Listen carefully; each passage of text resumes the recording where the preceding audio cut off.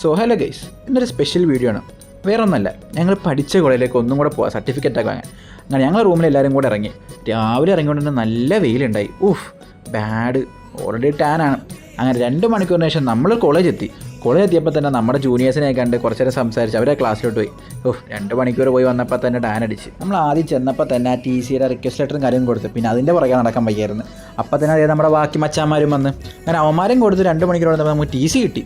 പിന്നെ നമ്മളെന്തേ നമ്മുടെ സിഗ്നേച്ചർ സാധനം ക്യാൻറ്റീനിലെ ബിരിയാണി, അതും കഴിച്ച് നമ്മൾ നേരെ കോതമംഗലത്ത് മുടി വെട്ടാൻ പോയി. അതെ, ഞങ്ങൾ 2-2.5 മണിക്കൂർ എടുത്ത് കോതമംഗലത്ത് മുടി വെട്ടാൻ പോയതാണോ. ഞങ്ങളുടെ സ്പെഷ്യൽ കടയാണ്. ഇവിടെ പോയാൽ നമുക്കൊരു സമാധാനം.